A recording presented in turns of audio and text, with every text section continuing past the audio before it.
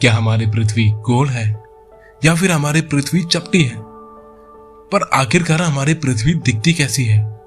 इन्हीं सब सवालों के जवाब जानने के लिए वीडियो को अंत तक जरूर देखिएगा। हम सब ने अपने बचपन में अपनी बुक्स या बड़ों से सुना है कि हमारी पृथ्वी की शेप राउंड है।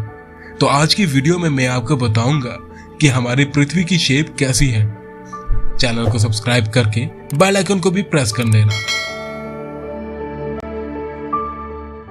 पृथ्वी की शेप जानने से पहले हम पृथ्वी को शुरुआत से देखते हैं, जब सभी कॉन्टिनेंट एक थे, जिसे हम सुपर कॉन्टिनेंट कहते हैं, जिसका नाम था पेंजिया, और उसके चारों ओर एक विशाल महासागर था जिसका नाम था पैंथेलासा। हम सब यहाँ पर रहते हैं। वे सब इसी पेंजिया के हिस्से थे। फिर धीरे धीरे ये पेंजिया टूटना शुरू हुआ। जब ये टूटा तो इस पेंजिया के दो टुकड़े हुए। स्क्रीन पर आपको जो दिख रहा है ठीक ऐसे ही बहुत करोड़ों साल पहले हुआ, जिसका नाम लॉरेशिया था, जो ऊपरी भाग में बना और नीचे वाला भाग कहलवाया गोंडवाना। लॉरेशिया लैंड में इस वक्त यूरोप, नॉर्थ अमेरिका, एशिया ये सभी इसका हिस्सा है। अब नीचे वाले जितने भी कॉन्टिनेंट थे, अफ्रीका, अंटार्कटिका, ऑस्ट्रेलिया और इस वक्त तक इंडिया भी यही था। फिर धीरे धीरे भारत एशिया के साथ मर्ज हुआ। ये सभी गोंडवाना लैंड के हिस्सा थे। ये तो बात हुई पृथ्वी पर द्वीप कैसे बने।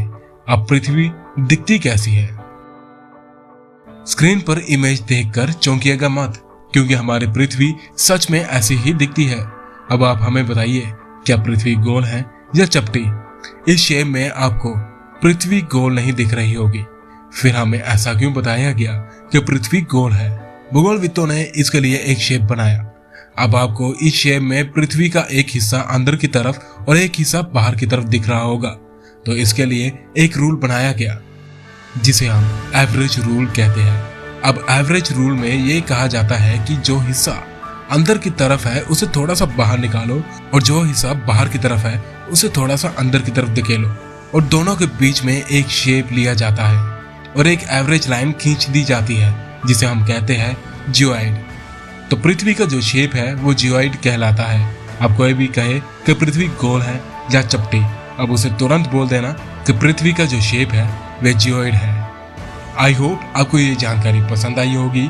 अगर पसंद आई है तो चैनल को सब्सक्राइब करना मत भूलिएगा, और इस जानकारी को अपने तक ही सीमित मत रखिएगा। अपने सगे संबंधियों के साथ भी इसे साझा करिएगा।